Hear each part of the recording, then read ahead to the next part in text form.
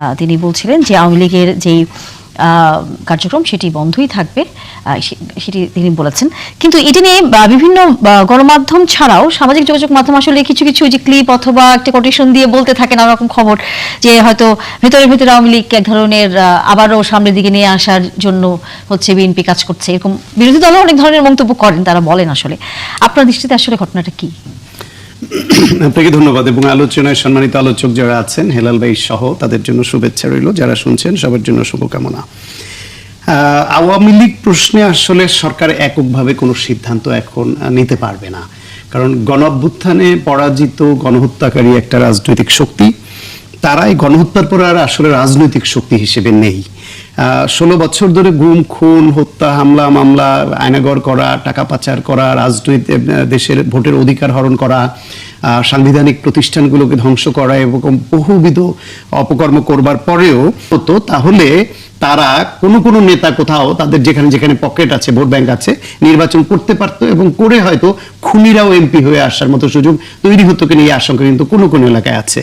সেই হিসেবে তখন এই যে নির্বিঘ্নভাবে যে বিচার নিরপেক্ষভাবে সেটা বাধাগ্রস্ত হতো কিনা, ফলে তাদের কার্যক্রম নিষিদ্ধটা ছিল সময়ের দাবি এবং এখনো পর্যন্ত সেটা বহাল সময়ের কারণেই কার্যক্রম নিষিদ্ধ থাকা উচিত। এই জন্য যে আওয়ামী লীগের মধ্যে এখনো আপনি কোনো অনুতপ্ত হয়েছে এমন কোনো ভাব দেখবেন না, তাদের মধ্যে কোনো রকম রিকনসিলিয়েশনের কোনো বিষয় নাই। তারা যে ভুল করেছে সেটা না করে তারা তাদের কাজকে জাস্টিফাই করছে এবং খুবই নরমালি তারা অন্যের উপর দোষারোপ চাপাচ্ছে। এই কারণে এখন সেখানে হয়েছে কি, নির্বাচনটা যখন হয়, নির্বাচনের সময়ে আওয়ামী লীগের যারা পলাতক তারা তো এক ভাবে গেল, যারা খুবই বোনাফাইড নেতা ছিল কেউ কেউ ভোট দিবে না তারা একটা অংশ গেল, কিন্তু বড় একটা অংশ তাদের যে কর্মী সমর্থক যারা, তাদের তো ভোট দিয়েছে। এই ভোটটা কোথায় দিবে? ভোটটা কোথাও বিএনপিকে দিয়েছে, কোথাও জামাত ইসলামকে দিয়েছে বা তাদের জোটকে, কোথাও অন্য স্বতন্ত্রকে দিয়েছে। ভোটের ইকুয়েশনে তখন এলাকা ভিত্তিক লোকালি এই জামাত ইসলাম এবং বিএনপির প্রার্থীদের সঙ্গে লোকালি আওয়ামী লীগের কোনো লেভেলে হয়তো একটা আন্ডারস্ট্যান্ডিং হয়েও থাকতে পারে। তার অংশ হিসেবে কোথাও কোথাও তারা সাহস দেখিয়ে কার্যালয় খুলেছে, কিন্তু খুললো আবার যুবদল ছাত্রদল তারা গিয়ে আবার ওটা আবার বন্ধ করেছে। এই পরিস্থিতিতে বিএনপির উপর ওই দায়টা চাপিয়ে এই প্রশ্নটা মহাসচিবকে করছেন যে আওয়ামী লীগকে আবার না রাজনীতিতে পুনর্বাসন করা হচ্ছে কিনা, রাজনীতি চালু হবে কিনা।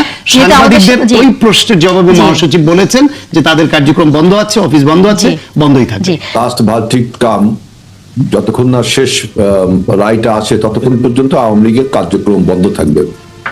সুতরাং সেই অর্থে যদি আওয়ামী লীগের নেতাকর্মীরা দলীয় কার্যক্রম করে, বিশেষ করে দেখেন ওই যে 32 নম্বর ধানমন্ডির অফিসে একবার 7 মার্চের ভাষণ বাজালো এবং বিভিন্ন রকম কর্মকাণ্ড করে, এটা কিন্তু আইনের দৃষ্টিতে অপরাধ। যেহেতু ডক্টর ইউনূস সরকার এই আইনটা করেছে, এই আইন যেহেতু তো লিফট হয়নি, সুতরাং এই অনুযায়ী তাদের উপর আপনার প্রশাসনিক ব্যবস্থা নেওয়া যেতেই পারে। এই ব্যবস্থার সাথে বিএনপির কোনো সম্পর্ক নেই। আমাদের অন্যান্য অতিথিরা বলছিলেন যে একটা পর্যায়ে যখন তেলের পাশাপাশি সামনের দিনগুলোতে খাদ্য সংকটের একটি জায়গা তৈরি হতে পারে যদি জ্বালানিটা পুরোপুরি নিশ্চিত করা না যায়, সেই হিসেব করে সেখানে আপনার কাছে কি মনে হয় যে সারের একটি বিষয় থাকে, ডিজেলের একটা বিষয় থাকে, বিদ্যুতের একটা বিষয় পুরোপুরি যুক্ত করেই তো পরে আমরা খাদ্য উৎপাদনে আসলে এক ধরনের কোনো সফলতা দেখতে পাই, সেটা নিয়ে সরকারের আসলে এখন থেকে কি ধরনের পরিকল্পনা নেওয়া উচিত? এটা তো সারা পৃথিবী ব্যাপী দেখেন, আপনাদের হেডলাইনই আছে যে ইরান যুদ্ধ নিয়ে বিশ্বব্যাপী বাড়তি 4.5 কোটি মানুষ চরম ক্ষুধার কবলে পড়তে পারে বলে আশঙ্কা করা হচ্ছে। এখন এটা শুধু বাংলাদেশ না, পৃথিবীর সব দেশে কোনো না কোনোভাবেই ঘাটতি হবে, তার প্রভাব পড়বে। এবং এটা যেটা বিশেষজ্ঞ মতামত যেটা আমরা শুনলাম সমালোচকদের, যে প্রত্যেকটাই তো ইন্টারলিঙ্ক। এখানে আপনার পরিবহনে প্রভাব পড়বে, খাদ্য উৎপাদনে প্রভাব পড়বে, এটা শিল্প উৎপাদনে প্রভাব পড়বে, আলটিমেটলি গিয়ে রাজনীতির উপর প্রভাব পড়বে। মানে সবসময় এটা একটা ফ্যাক্ট যে পাওয়ার ইজ রিলেটেড টু পাওয়ার, মানে এনার্জি সেক্টরের যে পাওয়ার, এই পাওয়ারে যখন ক্রাইসিস তৈরি হয় তখন পলিটিক্যাল পাওয়ারও ক্রাইসিস চলে আসে কোনো না কোনোভাবে। কারণ এই পলিটিক্যাল পাওয়ার ধরে রাখতে হইলে যত দিকে মনোযোগ দিতে হয় তার সবগুলাই ওই এনার্জি সেক্টরের পাওয়ারের সঙ্গে যুক্ত, ফুয়েল পাওয়ারের সঙ্গে যুক্ত। সুতরাং যেখানে আপনার এটা একটা যেহেতু আন্তর্জাতিকভাবে একটা যুদ্ধ অবস্থা সারা পৃথিবীতে এটা ফেস করছে এবং এটা আরও কতদিন চলবে আমরা জানি না।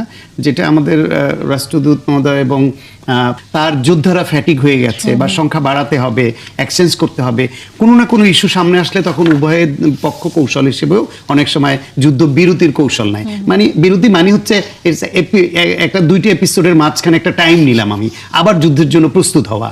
কিন্তু এরকম যদি বারবার তারা যুদ্ধ করতেই থাকে আর এরকম যুদ্ধ হয় রাজায় রাজায় আর উলুখাগড়ার প্রাণ যায়, সেই অবস্থায় আমরা সবাই সাফারার হই।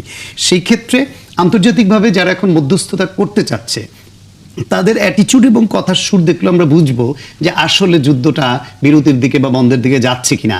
কারণ ইরানের উপরে যুদ্ধটা চাপিয়ে দেওয়া হয়েছে, এখানে কার্যত ক্ষতিগ্রস্ত ইরান। আমেরিকা ইসরায়েল কোনোভাবেই ক্ষতিগ্রস্ত পক্ষ না, কারণ তারা নিজেরা যুদ্ধ চাপিয়ে দিয়েছে, নিজের আগে হামলা করেছে, তা ইরানের শীর্ষ নেতৃত্বকে হত্যা করেছে, তাদের গুরুত্বপূর্ণ স্থাপনা ধ্বংস করেছে, তাদের স্কুলের শিক্ষার্থীরা পর্যন্ত এই হত্যাকাণ্ড থেকে রক্ষা পায়নি। আর আমেরিকা যেহেতু যুদ্ধাস্ত্রের ব্যবসা করে, সেই জন্য এই যুদ্ধ তাদের একটা ব্যবসা ক্ষেত্র। যত বেশি যুদ্ধ হবে নিজেরাই চাপিয়ে দেখবো, অন্যদেরই হোক, তাদের ব্যবসা চলমান। তারা আবার এই তেল গ্যাস ক্ষেত্রগুলো তাদের দখলে নেয় এই যুদ্ধের মাধ্যমে। ফলে এন্ড রেজাল্টে গিয়ে আমেরিকা কখনোই কোনো যুদ্ধে এইভাবে ক্ষতিগ্রস্ত হয় না। হয়তো একটা দেশ থেকে তাদের গুটিয়ে যেতে হয়, তাতে আমরা আপাত দৃষ্টিতে মনে করি যে তাদের পরাজয় হয়েছে, কিন্তু অর্থনৈতিকভাবে আমেরিকা যুদ্ধে পরাজিত হয় না, তারা লাভবান হয় এবং তাদের মূল টার্গেট ওইটাও থাকে, একদিকে প্রভাব বিস্তার আর একটা হলো অর্থনৈতিকভাবে লাভবান হওয়া।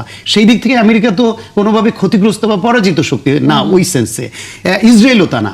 সুতরাং যারা মধ্যস্থতা করছে তাদের টোনটা যদি এরকম হয় যে যুদ্ধ বন্ধ হবে, চুক্তি হতে হবে আন্তর্জাতিক মধ্যস্থতায়, এবং ইরানকে কম্পেনসেট করতে হবে যে তার উপর আপনি অন্যায়ভাবে আক্রমণ করে তার এই ক্ষতিগ্রস্ত করেছেন, এবং চাইলেই যেন আমেরিকা বা ইসরায়েল যখন তখন এটা চাপিয়ে দিতে না পারে,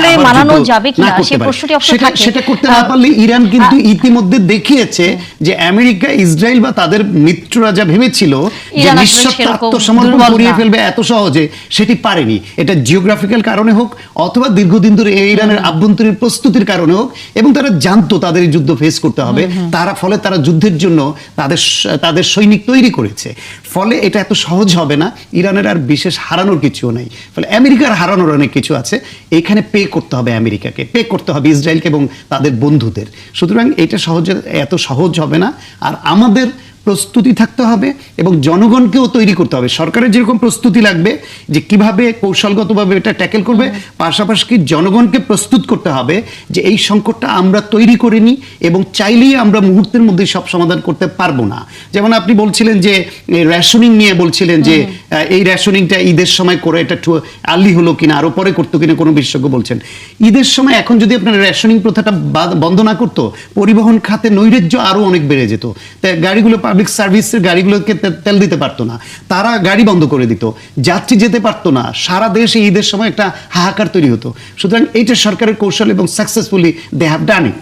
এইভাবে সরকার তাদের কৌশল লাগবে আর জনগণকে মানসিকভাবে তৈরি করতে হবে লজিক্যালি ফ্যাক্টস ফিগার দিয়ে যে এই যুদ্ধ আমাদের না, এই যুদ্ধ বাইরের, এবং আন্তর্জাতিকভাবে আমরা এর শিকার, আমাদেরকে সাশ্রয়ী হতে হবে।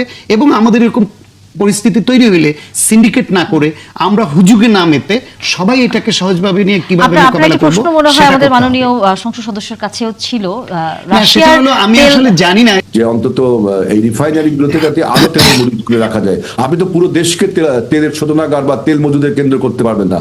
আপনাকে এই বিশ্ব বাস্তবতাকে মেনে নিয়েই আপনাকে যাতে অসাধু ব্যবসায়ীরা কোনো মুনাফা না করতে পারে যুদ্ধের নাম করে, এই জন্য সরকারকে সতর্ক থাকতে হবে এবং কূটনৈতিক সম্পর্ক বজায় রেখে হরমুজ প্রণালী দিয়ে যাতে জাহাজগুলো সহজে আমাদের দেশে আসতে পারে, ওই পাশ থেকে আমাদের জাহাজগুলো আসে। এই জায়গায় আমি প্রশ্ন করতে চাই মাহফুজুর রহমানকে, যে কূটনৈতিক সম্পর্কে যে জায়গাটি আপনার দৃষ্টিতে কি মনে হয় এই মুহূর্তে বিশ্বের এই পরিস্থিতিতে বাংলাদেশের কি ধরনের অবস্থান নেওয়া উচিত?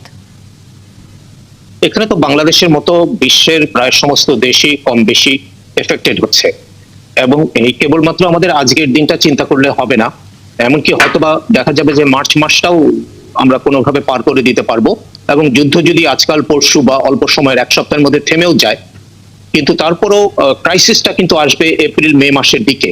কারণ এই যে একটু আগে আপনি শুনলেন যে তেল শোধনাগার গুলোকে অ্যাটাক করা হয়েছে, তেলের খনিগুলো অ্যাটাক করা হয়েছে, এইটার এফেক্ট তো আমরা পেতে হয়তো আমাদের 1 মাস 2 মাস দেরি লাগবে। সুতরাং যুদ্ধ যদি এই মুহূর্তে থেমেও যায়, তারপরেও কিন্তু এর একটা ধাক্কা এসে 1-1.5 মাস পরে বাংলাদেশের অর্থনীতিতে পড়বে। তো সেই জন্য সরকারের কিছুটা হাতে যেহেতু সময় আছে, যেমন এই সংকটের শুরুতেই কিন্তু আমাদের মন্ত্রী মহোদয় একটা ভালো কথা বলেছেন, উনি শুরুতেই বলেছেন যে তেলের দাম বাড়ানো হবে না। তো এইটা কিন্তু একটা মেসেজ চলে গেছে সবার কাছে যে সরকার এটা মোকাবেলা করছে। তো এইটুকুই যে মোকাবেলা করার যে মেসেজটা পাবলিকের কাছে আসে সেটা অনেক গুরুত্বপূর্ণ একটা জিনিস। কিন্তু এখন এটা কি যেহেতু আপনার আমি কাছে ধরে কি মনে নিলাম হয় যে আস্থা কি রাখতে পেরেছে কিনা জনগণ? কারণ আমরা দেখেছি পাম্পগুলোতে যেভাবে ভিড়, যেভাবে মারামারি, দুর্ঘটনা পর্যন্ত হয়েছে, মানুষ পর্যন্ত মারা গেছে।